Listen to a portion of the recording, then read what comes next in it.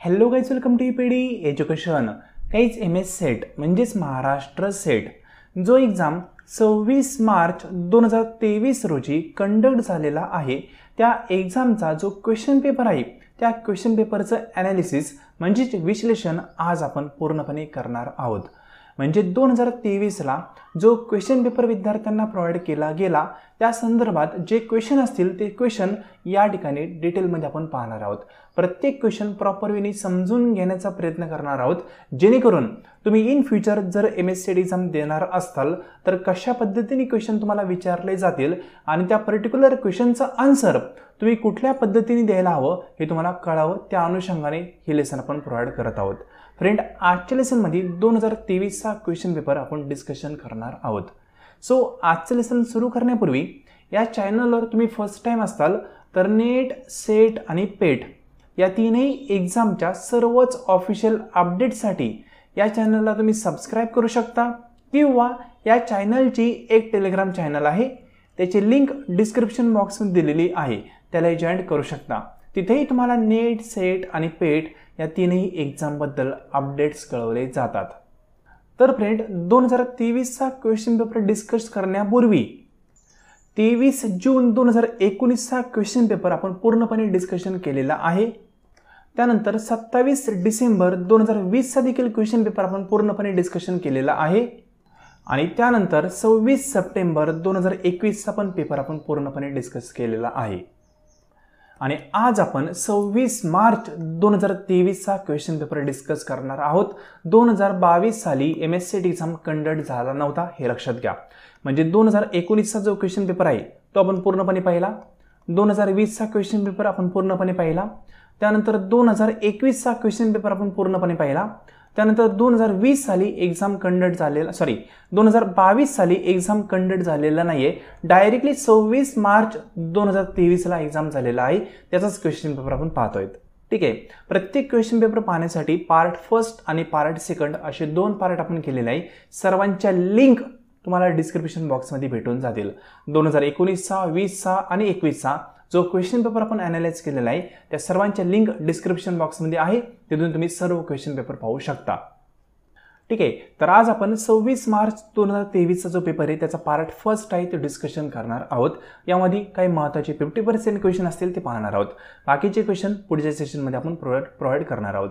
तर part first आहे MS set exam 2023. या ठिकाणी स्ट्रक्चर तुम्हाला माहीतच असेल. अपडेटेड सिलेबसनुसार 50 क्वेश्चन असतात. 50 क्वेश्चनमध्ये प्रत्येक क्वेश्चन 2 मार्काला असतो. टोटल 100 मार्काचा पेपर असतो. टोटल 1 तास असतो, म्हणजे 60 मिनिटं असतात. On an average 50 question is equal to 50 minute असं कन्सिडरेशन करू शकता. एका क्वेश्चनला 1 मिनिटं तुम्हाला द्यायचं आहे एक्झामिनेशनसाठी, हे लक्षात ठेवायचं. या अनुषंगाने आपल्याला पेपर सोडवणं अपेक्षित असतं. ठीक आहे. आणि प्रिव्हियस इयरमध्ये जे पण मॅथचे क्वेश्चन असतील किंवा अदर कुठले क्वेश्चन असतील, लॉजिकल रिझनिंगचे क्वेश्चन असतील ते प्रॉपरली करून जा. कारण एक्झामिनेशनमध्ये इन फ्युचर काय होतात, क्वेश्चन चेंज होत नाही, क्वेश्चनचा पॅटर्न तोच राहतो, फक्त फिगर वगैरे चेंज करतात. म्हणून जास्त काही चेंजेस तुम्हाला पाहायला भेटणार नाही. 2018 साली नवीन सिलेबस त्यांनी अपडेट केला. 2018चा जो क्वेश्चन पेपर आहे तो ओल्ड सिलेबसनुसार आहे, लक्षात घ्या. 2018 साली जो MS सेट एक्झाम कंडक्ट झालेला आहे त्या वर्षीचा जो क्वेश्चन पेपर आहे तो ओल्ड सिलेबसचा आहे. 2018 साली सिलेबस त्यांनी इंट्रोड्यूस केला आणि त्या सिलेबसनुसार क्वेश्चन पेपर कंडक्ट केले ते 19 पासून. ठीक आहे. म्हणजे 18 सालचा जो क्वेश्चन पेपर आहे तो ओल्ड सिलेबसनुसार आहे, म्हणून तो सोडवला नाही तरी चालेल. 19 पासून जे पण क्वेश्चन पेपर असतील ते पाहणं अपेक्षित आहे. सिंपल. म्हणजे 18ला काय केलं त्यांनी, सिलेबस नवीन आणला. 18ला नवीन सिलेबस आणला, लगेच काय अप्लाय करणार काही एक्झामला नाही, थोडंसं वेळ लागतो, बरोबर ना, विद्यार्थ्यांना अभ्यास करण्यासाठी. म्हणून 2018ला जेव्हा त्यांनी सिलेबस नवीन आणला त्या वर्षीच ओल्ड सिलेबसनुसार एक्झाम त्यांनी कंडक्ट केला आणि म्हणले की 2019 पासून न्यू सिलेबस अप्लाय असेल. सिंपल. मग हे न्यू सिलेबस जो आलता त्यानुसार आपण क्वेश्चन पेपर डिस्कशन करत आहोत. बाकी कन्सेप्ट वगैरे त्याच राहतात, जास्त काही चेंजेस होत नाही. क्वेश्चन नंबर फर्स्ट काय म्हणते पहा. Problem solving method are use by teacher in level of teaching. म्हणजे कुठल्या लेवलमध्ये प्रॉब्लेम सॉल्विंग टेक्निक यूज केली जाते ते विचारलंय. मराठीत काय म्हणले पहा. शिक्षक डॅश स्तराच्या अध्यापनांमध्ये समस्या निराकरण पद्धती वापरतात. म्हणजे शिक्षक जे असतात ना ते काय करतात, विद्यार्थ्यांचे प्रॉब्लेम सॉल्विंग टेक्निक डेव्हलप करतात आणि त्यानुसार विद्यार्थ्यांना म्हणतात की प्रॉब्लेम जे असतील ते तुम्ही स्वतः सॉल्व्ह करा. ही जी टेक्निक आहे अध्यापनाची ही कुठली, कारण आपण म्हणतो ना की एखादा प्रॉब्लेम सॉल्व्ह करण्यापासून पण आपण काही ना काही शिकतो. म्हणजे तुम्हाला एखादा प्रॉब्लेम फेस करावा लागतोय, तो प्रॉब्लेम तुम्ही सॉल्व्ह केला तर त्यातून तुम्ही काही ना काही शिकता. ही जी शिकण्याची लेवल आहे ना ही कुठली ते विचारलंय. तर पहिली लेवल कुठली असते? मेमरी लेवल असते. सेकंड असते अंडरस्टँडिंग लेवल. थर्ड असते रिफ्लेक्टिव्ह. बेसिक लेवल कुठली नसते, एक असते ऑटोनॉमस. प्रॉब्लेम सॉल्व्हिंग टेक्निक कुठली? तर मेमरी लेवलमध्ये गोष्टी फक्त आपण पाठ करतो, काही सॉल्व्ह वगैरे करत नाही, ॲज इट इज पाठ करतो, खोटं खरं काही पाहत नाही, म्हणून सोडून द्या, फक्त पाठ करतो. अंडरस्टँडिंग मध्ये गोष्टी आपण समजून घेतो, ज्या आपण दिलेल्या गोष्टी त्या समजून घेण्याचा प्रयत्न करतो. आणि रिफ्लेक्टिव्ह मध्ये काय करतो, ज्या पण गोष्टी आपल्याला समजल्यात त्या आपण ॲप्लाय करतो आणि ॲप्लाय करताना जे पण प्रॉब्लेम आपल्याला फेस करावे लागतील ते आपण सॉल्व्ह करण्याचा प्रयत्न करतो. कळलं? मग प्रॉब्लेम सॉल्व्हिंग टेक्निक जी आहे ती कुठे यूज केली जाईल? रिफ्लेक्टिव्ह लेवल ऑफ टीचिंग, त्याला विमर्शी टेक्निक असं म्हणतात. ठीक आहे, मग लक्षात घ्या, रिपीट करतो, खूप वर्ष झाले या टॉपिकवर एक्झामला क्वेश्चन येतोच, म्हणून लक्षात घ्या. मेमरी लेवलमध्ये फक्त गोष्टी तुम्ही पाठ करता, समजून घेत नाही, हे लक्षात घ्या, फक्त पाठ करता. जसं आपण पहा लहान मुलगा असतो, त्याला एखादं छोटंसं आपण गाणं शिकवतो आणि म्हणतो पाठ करे, तो पाठ करतो पहा ते लहान गाणं, लहान मुलगा तो गाणं पाठ करतो, पण त्या मुलाला समजत नाही या गाण्याचं मिनिंग काय आहे. पहा पिक्चरचे, हिंदी पिक्चरचे गाणे वगैरे असतात, लहान मुलं सहज म्हणतात, 5-6 वर्षाची मुलं असतील सहज एखादं गाणं म्हणून जातात, पण त्यांना त्याचं बेसिक मिनिंग आहे ना ते कळत नाही. म्हणजेच काय, त्या ठिकाणी त्यांची मेमरी लेवल असते, फक्त गोष्टी पाठ करतात ते समजत नाही त्यांना. अंडरस्टँडिंग लेवल म्हणजे काय, तुम्ही 11वी-10वी पर्यंत आले, तुम्हाला गोष्टी पाठ केलेल्या असतात त्या समजायला लागतात, किंवा तुम्ही त्या गोष्टी समजून घेण्याचा प्रयत्न करता. जसं पहा थोडंसं मुलगा मोठा झाला ना, त्या मोठ्या झालेल्या मुलाला तुम्ही एखादी गोष्ट सांगायचा प्रयत्न केला तर तो गोष्ट ऐकून घेतो, पाठ राहते त्याची, त्यानंतर तू विचारतो हे असंच काय बरं, म्हणजे याचं काय मला कळलं नाही, तर तो समजून घेण्याचा प्रयत्न करतो, ती म्हणजे अंडरस्टँडिंग. आणि रिफ्लेक्टिव्ह म्हणजे काय, ती गोष्ट समजून घेतली, पाठ केली, त्यानंतर त्याला कुठला प्रॉब्लेम फेस झाला तर तो प्रॉब्लेम पण सोडवण्याचा प्रयत्न करतो, ती म्हणजे रिफ्लेक्टिव्ह. सिंपल. तर ऑप्शन सी हा करेक्ट आहे, प्रॉब्लेम सॉल्व्हिंग रिफ्लेक्टिव्ह, त्याला विमर्शी टेक्निक असं म्हणतात.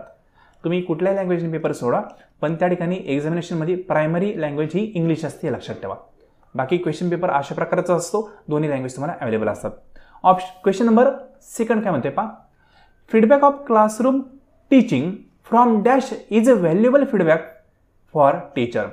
म्हणजे तुम्ही वर्गामध्ये शिकवताय पहा, ठीक आहे, ते शिकवताय त्याबद्दलचं दुसऱ्याकडून मिळालेले वर्ग अध्यापनाबाबतचे प्रत्याभरण, त्याला आपण फीडबॅक म्हणतो, शिक्षकांसाठी महत्त्वाचे प्रत्याभरण असते.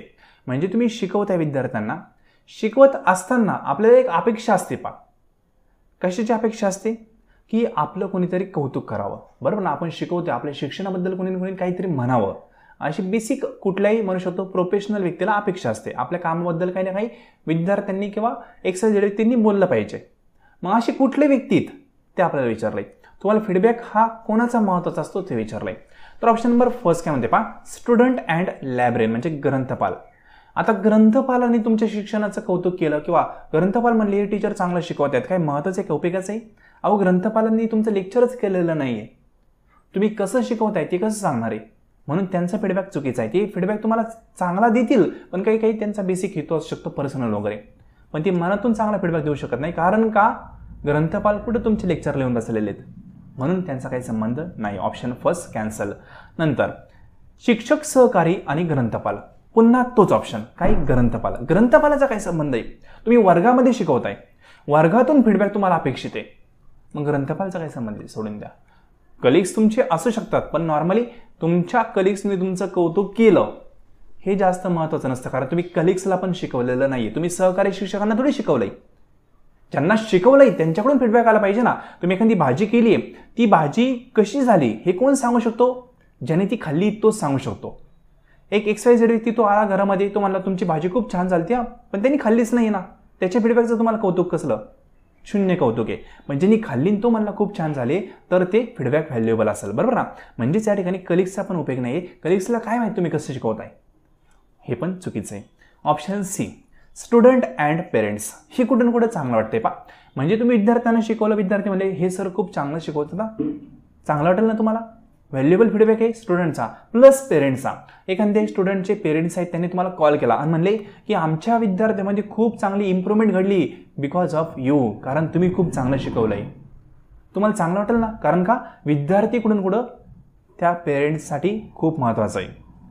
त्यांच्याकडून फीडबॅक भेटला महत्त्वाचा आहे, स्टुडंटकडून फीडबॅक भेटला महत्त्वाचा आहे, कारण या दोघांवर तुमच्या शिकवण्याचा डायरेक्टली परिणाम होणार आहे.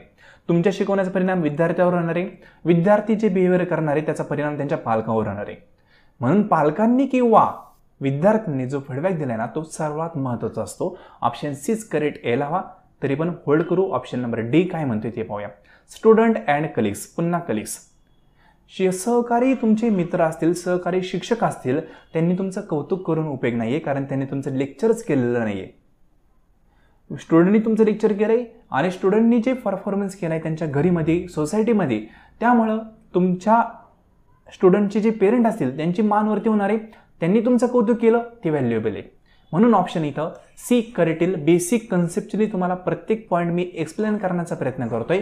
एखादा ऑप्शन करेक्ट आहे तर का करेक्ट आहे, बाकीचे ऑप्शन रॉंग आहे तर का रॉंग आहे हे पण सांगतोय. 2 क्वेश्चन मी 2 मिनिटात पण संपवले असते. मी 8 मिनिटं लावलेत. का तर आपल्याला क्वेश्चन कन्सेप्च्युअली समजून घ्यायचं आहे. एक्झामिनेशनमध्ये पाठ करून जायचं नाही मेमरी लेवलसारखं. आपल्याला रिफ्लेक्टिव्ह लेवलमध्ये सुचायचं आहे. रिफ्लेक्टिव्ह लेवल आपल्याला वर्क करायचं आहे. प्रॉब्लेम आला तर स्वतः सॉल्व्ह करायचा आहे. सिंपल. म्हणून ऑप्शन सी करेक्ट. 3 नंबरचा question, basic question. Swayam stand for, स्वयंचा फुल फॉर्म विचारलाय. अनेक वर्ष झाले हा फुल फॉर्म विचारतात. तर याचं करेक्ट ऑप्शन आहे option number D. Study of web of active learning for young aspiring mind. ठीक आहे, इंग्लिशमधूनच या ठिकाणी दिलं आहे, फक्त ट्रान्सलेशन मराठीतनं केलेलं आहे. ऑप्शन नंबर डी हा करेक्ट आहे. फुल फॉर्म लक्षात ठेवा, लिहून ठेवा माहीत नसेल तर. कोर्समध्ये खूप वेळा सांगितलं आहे, महत्त्वाचे स्वयंबद्दल आपण पूर्ण पाहिले बरं ना. तर आपला जो कोर्स आहे त्या कोर्समध्ये आपण पूर्णपणे 10 युनिट पाहिलेले आहेत. त्यामध्ये स्वयं वगैरे या सर्व गोष्टी पाहिलेल्या आहेत. त्यानंतर question number 4. Dash is more suitable method for teaching of a history. म्हणजे इतिहास विषय तुम्हाला शिकवायचा आहे, तो शिकवण्यासाठी कुठली शिकवण्याची पद्धत ही सर्वोत्तम असेल ते विचारलंय. तर कुठली पद्धत महत्त्वाची किंवा सर्वोत्तम असेल ते विचारलंय. ऑप्शन फर्स्ट रोल प्ले, नंतर डेमॉन्स्ट्रेशन, नंतर एक्सपेरिमेंटल किंवा डिडक्टिव्ह. तर बेसिक पॉईंट आहे पहा, तुम्हाला जर एखादी गोष्ट लवकर शिकायची, त्यात हिस्ट्रीचा टॉपिक असेल तर तो रोल प्ले मार्फत लवकर शिकता येतो. साधं एक्झाम्पल सांगाल. आता एक मराठी पिक्चर आलता पहा, छावा म्हणून. ठीक आहे, जो छावा पिक्चर आलता तो अनेकांनी पाहिला असेल नाही. का पाहिला? कारण त्या ठिकाणी रोल प्ले केलेला आहे बरोबर ना. म्हणजे जो रोल प्ले केलेला तो खूप छान पद्धतीने प्ले केला, त्यामार्फत आपल्याला कळतो इतिहास काय आहे आणि त्या काळी काय झाला असेल. तुम्ही छावा कादंबरी वाचली नसेल पहा.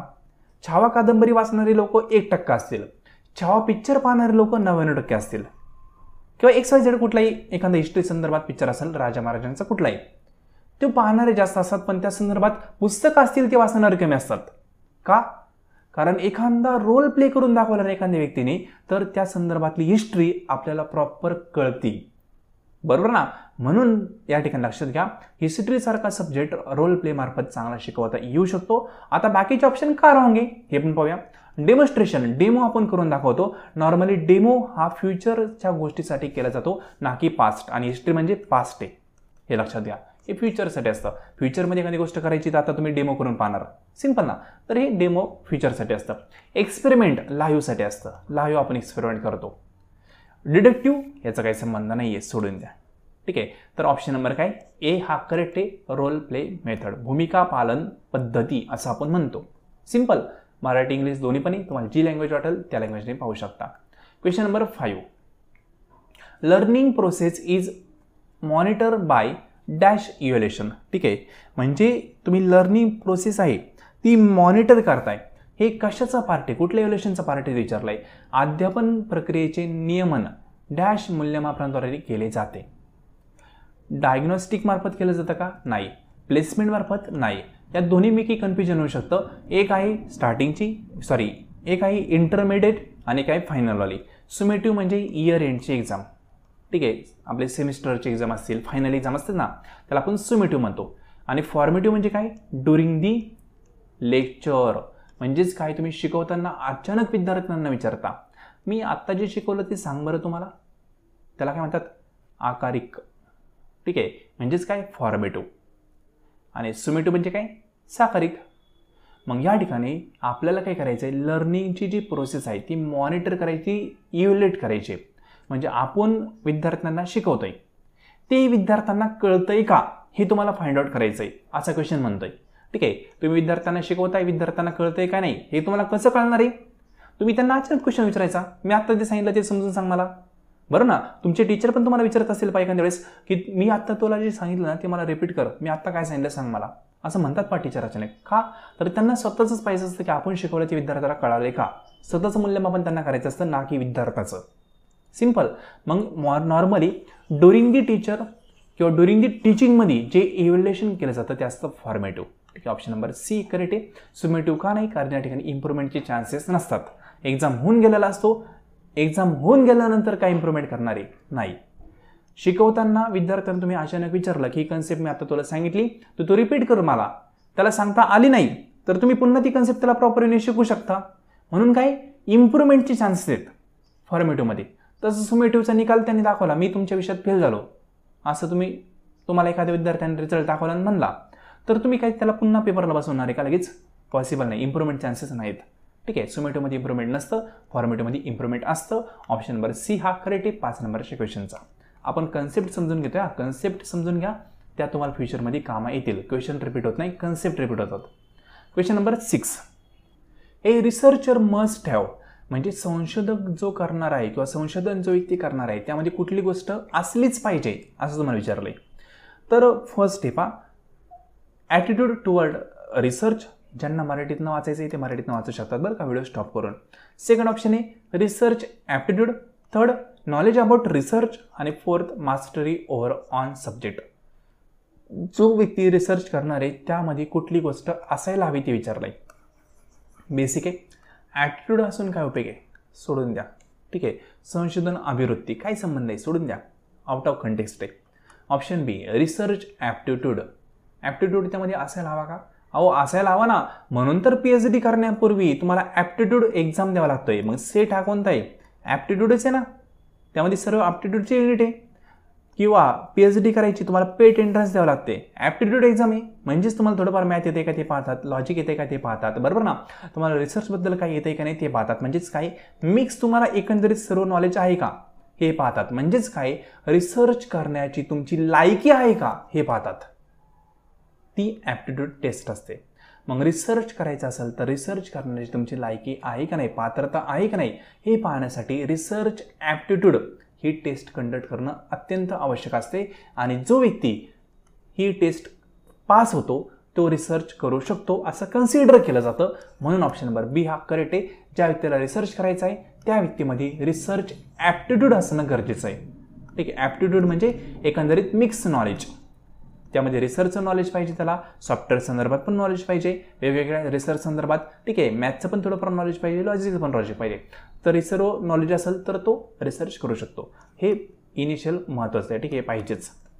नॉलेज अबाउट रिसर्च खूप नॉलेज आहे फक्त रिसर्च संदर्भात, पण त्याला कॉम्प्युटर चालवता येत नाही, तो प्रॉपर रिसर्च करू शकत नाही. कॉम्प्युटरचं काळाच्यानुसार महत्त्वाचं आहे. सॉफ्टवेअर असतात प्लॅगरिझम वगैरे चेक करण्यासाठी ते गरजेचं असतं. ठीक आहे, मास्टरी ओव्हर ऑन सब्जेक्ट, फक्त सब्जेक्टमध्ये मास्टरी पण ॲप्टिट्यूड नाही आहे, उपयोगाचं नाही. रिसर्च ॲप्टिट्यूड असणं गरजेचं आहे. ठीक आहे, म्हणून ऑप्शन काय बी हा करेक्ट आहे 6 नंबरच्या क्वेश्चनचा. त्यानंतर 7 नंबरचा क्वेश्चन काय म्हणते ते समजून घ्या.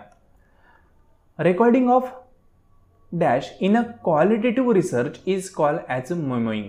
म्हणजेच काय गुणात्मक संशोधनातील डॅशच्या नोंदी करणे यास टिप्पणी काढणे असे म्हणतात. ठीक आहे, मग तुम्ही एखादा क्वालिटेटिव्ह म्हणजेच गुणात्मक रिसर्च करत असाल तर त्या ठिकाणी आपण टिप्पणी काढतो. का काढतो? कारण त्या टिप्पणी चिंतनशील टिप्पणी असतात. म्हणजेच त्या ठिकाणी आपण विचार करू शकतो असे पॉईंट तुम्ही लिहून ठेवता. रिफ्लेक्टिव्ह नोट्स लिहून ठेवता. रिफ्लेक्टिव्हचा अर्थ काय होतो? तुम्ही आता नोट लिहिणार, त्यानंतर त्याबद्दल विचार करणार, पॉझिटिव्ह आणि निगेटिव्ह दोन्ही प्रकारचा. ठीक आहे, म्हणजेच काय एखादा रिसर्च असेल क्वालिटेटिव्हला त्या संदर्भात आपण नोट्स वगैरे काढतो, त्याचं रिझन असतं, त्या रिफ्लेक्टिव्ह नोट्स असतात कारण त्यावर आपल्याला विचार विनिमय करायचा असतो. ठीक आहे, ऑप्शन नंबर काय ए हा करेक्ट आहे. मेमरी वगैरे येणार नाही. मेमरीमध्ये फक्त गोष्टी तुम्ही लिहून ठेवणार, पाठ करणार, सोडून देणार. रिफ्लेक्टिव्हमध्ये काय असतं? गोष्टी लिहिणार, समजून घेणार, त्याबद्दलचा प्रॉब्लेम काय आहे तो सोडवण्याचा प्रयत्न करणार. म्हणून reflective is a right answer. Question number 7. ठीक आहे, सिंपल क्वेश्चन आहे, बाकी आउट ऑफ कंटेक्स्ट आहे, सोडून द्या. त्यानंतर 8 नंबरचा question. For detecting error in teaching learning process the appropriate data collection tool will be. म्हणजेच काय, तुम्ही अध्यापन किंवा अध्ययन प्रक्रियेमध्ये त्रुटी ज्या आहेत त्या त्रुटी तुम्हाला शोधायच्या असतील तर त्या त्रुटी शोधताना तुम्ही डाटा कलेक्शन करताना कुठलं टूल यूज करणं अपेक्षित आहे. तर त्यावेळेस आपण डायग्नॉस्टिक टेस्ट वापरतो. डायग्नॉस्टिकचा अर्थ असा होतो की त्या ठिकाणी आपण प्रॉब्लेम शोधतो, प्रॉब्लेमचं सोल्युशन पण शोधतो, त्यानंतर तो प्रॉब्लेम नीट पण करण्याचा प्रयत्न करतो. तर आपण डायग्नॉस्टिक असं म्हणतात. साधं एक्झाम्पल सांगाल पा, तुम्हाला कसं तरी होतंय असं कधीतरी झालं असेल पा. कसं तरी होतंय म्हणजे काय होतंय तेच कळत नाही. मग आपण डॉक्टरकडे जातो, डॉक्टरला म्हणतो कसं तरी मला होतंय. मग डॉक्टर म्हणतात कसं तरी नेमकं काय होतंय. तर तुम्ही म्हणताल की थोडंसं पोट दुखतंय, डोकं दुखतंय, नाक पण भरलंय. डॉक्टर म्हणतील तुम्हाला सर्दी झालेली. म्हणजेच काय, त्यांनी काय केलं, डायग्नॉस्टिक केलं. त्यांनी काय केलं, तुमच्या कसं तरी होतंयचं एक काहीतरी कन्क्लुजन काढलं, तो प्रॉब्लेम सोडवण्यासाठी मेडिसिन दिल्या, प्रॉब्लेम सोडवला. डायग्नॉस्टिक्स. ठीक आहे. डायग्नॉस्टिक्समध्ये काय असतं, जो पर्टिक्युलर एरर आहे तो आपण डिटेक्ट करतो. म्हणजेच काय, फाइंड आउट करतो. फाइंड आउट केल्यानंतर त्याला आपण सोडवण्याचा प्रयत्न करतो. हे डायग्नॉस्टिकमध्ये करतात. डायग्नॉस्टिक म्हणतो आपण त्याला. ठीक आहे. डॉक्टर नॉर्मली हे करतात. म्हणजे प्रॉब्लेम पण शोधतात, प्रॉब्लेमचं सोल्युशन पण शोधतात. सिंपल. त्यानंतर 9 नंबरचा question. If a frequency distribution has some extreme score then appropriate measure of variability will be. जर वारंवारता वितरणमध्ये काही टोकाचे प्राप्तांक असतील तर विचलनशीलतेचे योग्य प्रमाण डॅश हे असेल. आता या ठिकाणी एक्स्ट्रीम स्कोअरबद्दल तुम्हाला क्वेश्चन आलेला आहे. एक्स्ट्रीम स्कोअर म्हणजे काय हे तुम्हाला आत्तापर्यंत कळायला हवं होतं. कारण का, मागचे 2-3 क्वेश्चन पेपर आपण ॲनालाइज केले ना, त्यामध्ये एक्स्ट्रीम स्कोअरबद्दल क्वेश्चन येऊन गेलेला आहे. बरोबर ना. त्यावेळेस तुम्हाला एक्स्ट्रीम स्कोअरबद्दल मी सांगितलेलं आहे. एक्स्ट्रीम स्कोअर म्हणजे काय, फॉर एक्झाम्पल एक सिरीज आहे, 1 2 4 नंतर 8 नंतर 3 2 1 अशी काहीतरी सिरीज आहे सपोज. ठीक आहे. नंतर 4 अशी काहीतरी सिरीज आहे सपोज. या सिरीजमध्ये तुम्ही पाहिलं तर 1 ते 4 पर्यंत फिगर आहेत. 5 6 असं काही नाही, डायरेक्टली 8 आहे पा. म्हणजेच काय, नॉर्मल फिगरपेक्षा जर एखादी संख्या जास्त मोठी असेल, थोडीशी जास्त, दुप्पट आहे पारा, आपण 4चे दुप्पट 8 आहे पारा. ठीक आहे ना. जास्त मोठी एखादी फिगर असेल जी त्या पूर्ण सिरीजवर इम्पॅक्ट पाडते, त्याला आपण एक्स्ट्रीम स्कोअर असं म्हणतो. मग एक्स्ट्रीम स्कोअर असेल डिस्ट्रीब्युशनमध्ये तर त्या ठिकाणी आपण क्वार्टाईल डिव्हिजन वापरतो आणि किंवा मिडियन ही पद्धत वापरतो. ठीक आहे. क्वार्टाईल ऐवजी मिडियन जर ऑप्शन असतात तर तो पण आपण निवडला असता, काहीच प्रॉब्लेम नाही आहे. त्यानंतर 10 नंबरचा क्वेश्चन.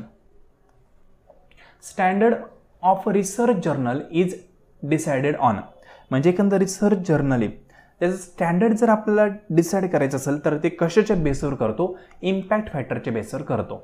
ऑप्शन नंबर बी हा करेक्ट आहे. डायरेक्टली स्ट्रेट फॉरवर्ड क्वेश्चन आहे. आता 11 ते 15 हे जे क्वेश्चन आहेत हे सर्व क्वेश्चन पॅसेजच्या बेसवर आहेत.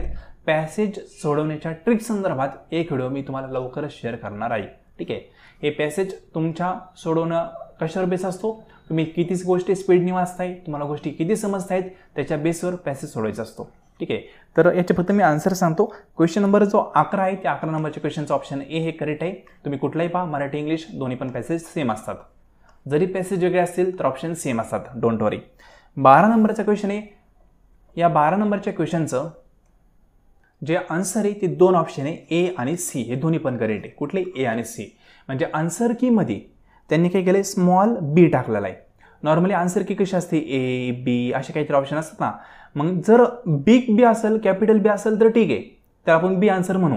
पण जर स्मॉल बी असेल आन्सर कीमध्ये असं स्मॉल बी, तर त्या ठिकाणी स्मॉल बीचा अर्थ असा होतो की ऑप्शन ए पण करेक्ट आहे आणि ऑप्शन सी पण करेक्ट आहे. ठीक आहे. स्मॉल बी असेल तर. आणि आन्सर कीमध्ये त्यांनी स्मॉल बी टाकल्यामुळे ए पण ऑप्शन करेक्ट आहे आणि सी पण ऑप्शन करेक्ट आहे. ज्या विद्यार्थ्यांनी ए ऑप्शन दिलं त्याचं पण आन्सर करेक्ट असणार, ज्यांनी ऑप्शन सी दिलं त्याचं पण आन्सर करेक्ट असणार, डोंट वरी. ठीक आहे. त्यानंतर क्वेश्चन नंबर 13 नंबर क्वेश्चनचं ऑप्शन बी हे करेक्ट आहे. त्यानंतर 14 नंबरचा क्वेश्चन, 14 नंबरच्या क्वेश्चनचं ऑप्शन नंबर डी हे करेक्ट आहे. आणि शेवटचा जो 15 नंबरचा क्वेश्चन आहे, या क्वेश्चनचं जे आन्सर आहे याचे पण 2 आन्सर आहेत 15 नंबरच्या क्वेश्चनचे, कारण याचा आन्सर कीमध्ये स्मॉल एच आलेला आहे. ठीक आहे. स्मॉल एचचा अर्थ काय होतो, स्मॉल एच म्हणजे बी पण करेक्ट आहे आणि सी पण करेक्ट आहे. ठीक आहे. मग 15 नंबरच्या क्वेश्चनचं ज्यांनी बी दिलं त्यांचं पण आन्सर करेक्ट असणार, ज्यांनी सी दिलं त्यांचं पण आन्सर करेक्ट असणार. स्मॉल एच म्हणजे अर्थ असा आहे. ठीक आहे. स्मॉल एच लक्षात घ्या. आन्सर कीमध्ये यांचं सर्वांचं फॉर्मॅट वगैरे दिलेला असतो. जे आन्सर कीची PDF भेटेल पहा तुम्हाला वेबसाईटवर, त्या ठिकाणी सर्व दिलेले खाली आन्सर कीच्या सर्वात खाली पाहायचं. स्मॉल एच म्हणजे काय, स्मॉल बी म्हणजे काय, त्यांचं मिनिंग दिलेलं असतं, ते पाहू शकता. ठीक आहे. त्यानंतर आता 16 नंबरचा क्वेश्चन. पॅसेज जे क्वेश्चन होते ते 15 पर्यंत होते. 16 नंतर आपले रेग्युलर क्वेश्चन सुरू झालेले आहेत.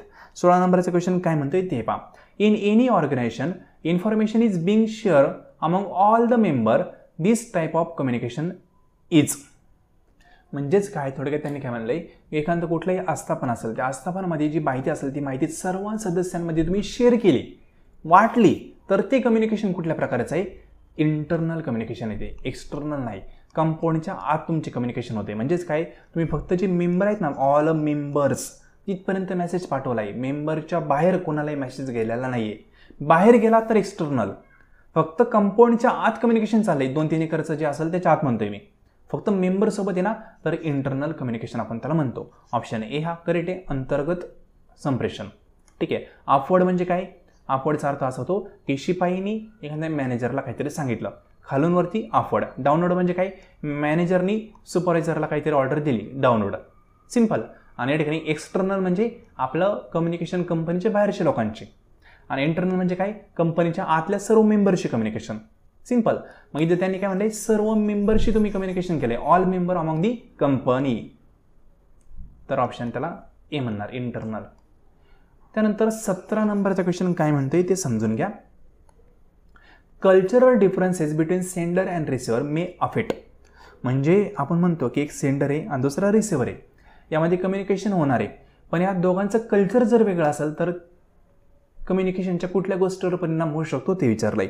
इथंच म्हणले पा, प्रेक्षक व ग्राहक यांच्यातील सांस्कृतिक फरक डॅशवर परिणाम करू शकतो. ठीक आहे. म्हणजे त्यांचं कल्चर वेगळं असेल, कोण, प्रेक्षक आणि ग्राहक. प्रेक्षक म्हणजे कोण, जो कम्युनिकेशन पाठवणारे तो. ग्राहक म्हणजे कोण, जो कम्युनिकेशन घेणारे तो. रिसिव्हर आणि सेंडर असा अर्थ आहे. तर या ठिकाणी दोघांचं कल्चर वेगळं असेल तर कम्युनिकेशन इफेक्टिव्ह होऊ शकत नाही. सिंपल गोष्ट आहे. एक चायनीज माणूस आहे, एक इंडियन माणूस आहे. इंडियन माणसाला फक्त हिंदी येते सपोज, किंवा मराठी येते, आपण असं समजतो, इंग्लिश येत नाही असं समजू. ठीक आहे. आणि इकडे चायनीज माणूस आहे, त्या चायनीज माणसाला फक्त इंग्लिश येते. आता चायनीज माणसाने जर इंग्लिशमधून एखादा पॉईंट हे इंडियन माणसाला सांगितला तर त्याला हिंदी आणि मराठी जमते, इंग्लिश जमत नाही. कल्चर वेगळे पा, चायनीजचं कल्चर वेगळे, यांचं कल्चर वेगळे. तर त्या दोघांमध्ये जे कम्युनिकेशन होईल ना, ते थोडंफार होऊ शकतं. थोडकं मोडकं यांना कळलं की दोघं एकमेकांना काय म्हणतात, हात वगैरे करून ते सांगतील की काय म्हणायचं आहे. भूक लागली तर हात करून दाखवतील, मला भूक लागली असं. तर म्हणजे थोडंफार होईल कम्युनिकेशन, होणार नाही असं नाही. कम्युनिकेशन डेफिनेटली होईल. सिंपल ना. प्राण्यांमध्ये आणि माणसांमध्ये कम्युनिकेशन होत आहे, प्राण्यांना बोलतात नाही तरी पण होतं ना, म्हणजे हावभाव कळतात, पण एक्झॅक्ट म्हणतो ना आपण, जो इफेक्टिव्हनेस आहे ना कम्युनिकेशनमध्ये तो नसणार आहे. म्हणून काय, option number C correct, effectiveness of communication. कम्युनिकेशनची इफेक्टिव्ह वेनी होणं अपेक्षित आहे, ते होणार नाही. जसं की मी तुम्हाला हिंदीमधून शिकवायचा प्रयत्न केला तर मला प्रॉपर शिकवता येणार नाही आहे. मातृभाषेत मला चांगलं शिकवता येईल. म्हणजेच काय, माझं कल्चरच मी चेंज करायचा प्रयत्न केला, मी लँग्वेज चेंज करायचा प्रयत्न केला तर मला ते इफेक्टिव्हली बोलता येणार नाही आहे. सिंपल आहे ना. तुम्हाला म्हणलं तेलुगूमधून शिकवा, थोडेफार तेलुगू येत असेल, शिकवता आलं, पण ते प्रॉपर शिकवता आलं पाहिजे, इफेक्टिव्ह वेनी बोलता आलं पाहिजे. आपण अडकळत बोलू, इफेक्टिव्हनी करता येणार नाही. ठीक आहे. मग कल्चरल डिफरन्स असेल तर इफेक्टिव्हनेस कमी होतो कम्युनिकेशनचा. ऑप्शन सी हा करेक्ट आहे. बेसिक वेने सांगतोय, सोपे वेने सांगतोय. आतापर्यंत 17 क्वेश्चन पाहिले. एक तरी क्वेश्चन अवघड वाटला तुम्हाला? सर्व क्वेश्चन सोपे आहेत ना. मग लक्षात घ्या, क्वेश्चन पेपर अवघड नसतो, आपण तो प्रॉपर वेने सोडवला पाहिजे, आणि तो सोडवण्यासाठी आपण प्रॉपर प्रॅक्टिस केली पाहिजे. ठीक आहे. जसं की आपला कोर्स आहे पा, त्या कोर्समध्ये 10 युनिट एकदम सिंपल वेने आपण समजून घेत आहोत. प्रॅक्टिससाठी डेमो किंवा प्रॅक्टिस क्वेश्चन पेपर तुम्हाला 12 मी प्रोव्हाइड केलेत, 40 मॉक टेस्ट प्रोव्हाइड केल्यात. ठीक आहे. प्रत्येक युनिटवर जवळपास 150 MCQs प्रोव्हाइड केलेले आहेत. हे सर्व तुम्ही पाहिलं तर कसला एक्झाम अवघड जाणार आहे? सर्व सोपं आहे, अवघड नाही, पण आपल्याला प्रॉपर वेने स्टडी करणं अपेक्षित असतं. ठीक आहे. जर कोर्सबद्दल इन्फॉर्मेशन हवी असेल तर 90 11 36 20 82 या नंबरवर मेसेज करून तुम्ही कोर्सबद्दल इन्फॉर्मेशन पाहू शकता. पेपर 1 पूर्णपणे तुमचा इन डिटेल त्या ठिकाणी कव्हर होईल, with revision, with practice. Other काहीच करण्याची गरज नाही आहे. हा नंबर आहे, यावर मेसेज करा व्हॉट्सअपवर, तुम्हाला इन्फॉर्मेशन येऊन जाईल. ठीक आहे. काही क्वेरी असेल तर व्हॉट्सअपला मेसेज करू शकता. 18 नंबरचा question. According to dash communication means transfer understandable information between two person. म्हणजे कोणाच्या म्हणण्यानुसार संप्रेषण म्हणजे 2 व्यक्तींमधील आकलनक्षम माहितीची देवाणघेवाण होय. तर हे कोणी म्हणलंय? जी ब्राउन यांनी म्हणलंय. ऑप्शन नंबर काय, बी हा करेक्ट आहे. स्टॅटिक पोर्शन पाठ करा. कम्युनिकेशन संदर्भात खूप सारे डेफिनेशन आहेत, कुठल्याही डेफिनेशनमधून क्वेश्चन येतो.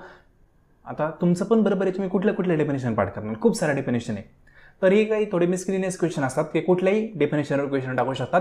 जे कम्युनिकेशन कुठून शिकलेले आहेत ठीक आहे त्यांना हे थोडंफार येईल, पण जे शिकलेलेच नाहीत त्यांना थोडासा तुक्काच मारा लागू शकतो. कारण डेफिनेशन असंख्य व्यक्तीने डेफिनेशन दिलेले आहेत, कुठल्याही डेफिनेशनवर क्वेश्चन येऊ शकतो. ठीक आहे, थोडं पाठ करा की जे म्हणले डेफिनेशन ती डेफिनेशन कोण दिली ते लक्षात ठेवा. त्यानंतर 19 नंबरचा question, effective communication may be shown by dash this equation. म्हणजे त्यांनी काय केलं, इक्वेशन दिलेले 4, कुठलं इक्वेशन इफेक्टिव्ह कम्युनिकेशन म्हणजे प्रभावी संप्रेषण दाखवते हे विचारलंय. तर या ठिकाणी MS म्हणजे काय, MS अर्थ होतो मॅसेज सेंड बाय सेंडर, आणि MRचा अर्थ काय, MR म्हणजे काय, मॅसेज रिसिव्ह बाय रिसिव्हर. ठीक आहे, तर इफेक्टिव्ह कम्युनिकेशन कुठलं असतं, आपण समोरच्या एखादी गोष्ट सांगितली ठीक आहे आणि समोरच्याने ती गोष्ट समजून घेतल्यानंतर त्याबद्दल त्याला कुठलाही डाऊट राहिला नाही, तर आपण त्याला काय म्हणू, इफेक्टिव्ह कम्युनिकेशन म्हणू. सिंपल आहे ना. म्हणजेच काय, सेंडरनी काहीतरी मेसेज पाठवला, तो रिसिव्हरला भेटल्यानंतर त्याला काय म्हणायचं ते प्रॉपरली समजलं, कुठलाही डाऊट त्याबद्दल राहिला नाही, तर आपण त्याला काय म्हणू, अरे मी खूप छान कम्युनिकेशन केलं बरं का, समोरच्याला सगळंच कळालं, त्याला कुठलाही डाऊट नाही आहे, क्वेरी नाही आहे, तर त्याला आपण इफेक्टिव्ह कम्युनिकेशन म्हणू. मग इक्वेशन कुठलं करेक्ट येईल, इक्वेशन फर्स्टच करेक्ट येईल. म्हणजेच काय, तुम्ही मेसेज काय केला, सेंड केला कोणाला, ठीक आहे सेंडर मार्फत मेसेज सेंड केला बाय सेंडरने, तो मेसेज भेटला कोणाला, रिसिव्हरला मेसेज भेटल्यानंतर त्याला कुठलाही डाऊट त्याबद्दल राहिला नाही, तर आउटपुट 0 झालं. म्हणजेच काय, कम्युनिकेशन एंड झालं, पुढं नवीन मेसेज जनरेट झाला नाही. सिंपल. इथं काय म्हणते पा, जर मेसेज इथं रिसिव्हरनी पहिला मेसेज पाठवला कोणाला, सेंडरला, असं कुठं असतं का, रिसिव्हर पहिला मेसेज पाठवणार आहे का, म्हणून सोडून द्या, पहिल्यांदा सेंडरच मेसेज पाठवतो. हे तर कॉमन सेन्स आहे ना. हे पहा बरं का, तुम्हाला तुक्का जरी मारायचं असेल तर इथे काय म्हणलं, MS म्हणजेच काय, मेसेज सेंड बाय सेंडर. पहिला मेसेज पाठवतात ना, बरोबर ना, म्हणजे सेंडरवाला पहिला असणार आहे हे तर कन्फर्म आहे.